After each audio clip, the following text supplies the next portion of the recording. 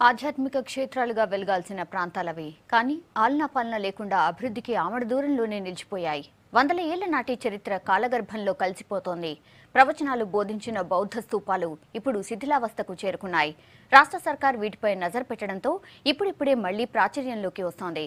కరీంనగర్ జిల్లా వడ్కాపూర్ గ్రామంలో బౌద్ధ నిర్మాణాలపై ప్రత్యేక కథనం.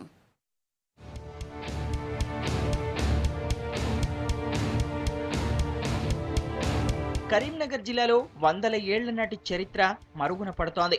జూలపల్లి మండలం వడ్కాపూర్లోని గ్రామ శివారులో నిర్మించిన బౌద్ధ స్మారక చిహ్నం ఆదరణకు దూరమైంది. ఎంతో మందికి ప్రవచనాలు, బుద్ధుని బోధనలు జరిగిన ఈ ప్రాంతం ఇప్పుడు వెలవెలబోతోంది.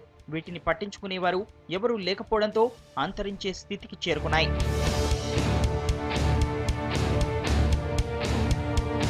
బౌద్ధ స్మారక నిర్మాణం చాలా ప్రత్యేకంగా ఉంటుంది. గుండ్రంగా స్టెప్పులతో నిర్మాణం జరిగింది.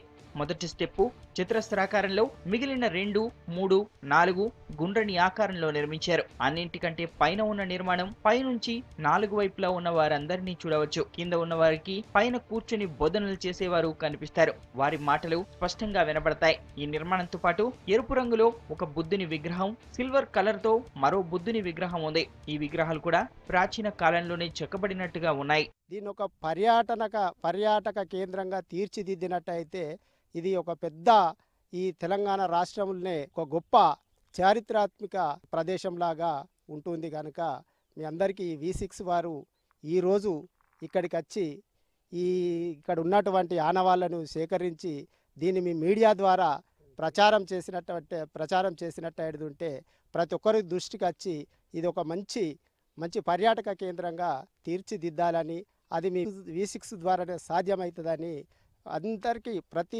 పౌరునికి తెలిసేలా మీ ఛానల్లో ఒకసారి ఇది ఉన్నది అని చూపించినట్టు ఉంటే అది గొప్ప పర్యాటక కేంద్రంగా అవుతుందని తెలియజేస్తుంది. 1960లో అప్పటి ప్రభుత్వం దీన్ని ప్రాచీన స్మారక చిహ్నంగా ప్రకటించింది. కానీ అభివృద్ధి చేయడంపై మాత్రం దృష్టి పెట్టలేదు. పెద్దపల్లి నుంచి 20 కిలోమీటర్లు, వడ్కాపూర్ గ్రామానికి 3 కిలోమీటర్ల దూరంలో ఉన్న ఈ స్మారక చిహ్నం దగ్గరికి వెళ్లాలంటే సరైన రోడ్డు మార్గం కూడా లేదు. పంట చేల మధ్య ఉన్న కాలినడక దారి నుంచే ఇక్కడికి వెళ్ళాలి. దీంతో రోడ్డు మార్గం వేసి డెవలప్ చేయాలని కోరుతున్నారు స్థానికులు. కాంగ్రెస్ సీనియర్ నేత కాక ఆయన కుమారుడు వివేక్ ఎంపీలుగా ఉన్న సమయంలో ప్రభుత్వం నుంచి నిధులు తెచ్చేందుకు ప్రయత్నించారని చెబుతున్నారు. తక్షణమే మన సీఎం గారు, గౌరవ ముఖ్యమంత్రులు గారు స్పందించి దీనికి చుట్టూ ప్రహరీ గోడ కంచె నిర్మించి హద్దులు నిర్ణయించి తొందరలో కూడా అభివృద్ధి చేయాలని మేము పదే ఆయనని కోరుకుంటున్నాము. గత ప్రభుత్వాలు కూడా ఖనిజ సంపద మీద పెట్టిన దృష్టి ఈ శిలా సంపద మీద కూడా పెట్టలేదు. మనం ఎన్ని వందల కోట్లు పెట్టుకున్నా కానీ ఇలాంటివి మనం నిర్మించలేము, కట్టలేము. ఇది మనకు పెద్దలు ఇచ్చినటువంటి మన సంపద. ఈ సంపదను కూడా మనం రక్షించుకోవాలి. గ్రామస్తుల వినతిపై సర్కార్ రెస్పాండ్ అయ్యిందంటున్నారు పెద్దపల్లి ఆర్డీఓ.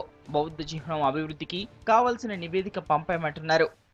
ఎలిగేడు మండలం, అదేవిధంగా జూలపల్లి మండల సరిహద్దులో ధూళికట్ట గ్రామ పరిధిలో అతి పురాతనమైన బౌద్ధ స్తూపం ఉన్నది. దీనికి సంబంధించి ఇమీడియట్గా మనకు ఆ బౌద్ధ స్తూపానికి అప్రోచ్ రోడ్స్ అనేవి బాగాలేకపోవడం వల్ల ఫస్ట్ రోడ్స్ వేసే విధంగా ప్రపోజల్ పంపించడం జరిగింది. పవర్ సప్లై అనేది ముఖ్యమైన విషయం కాబట్టి పవర్ సప్లై, డ్రింకింగ్ వాటర్, అదేవిధంగా వాడుకోవడానికి వాటర్ కోసమని ప్రపోజల్ పంపించడం జరిగింది.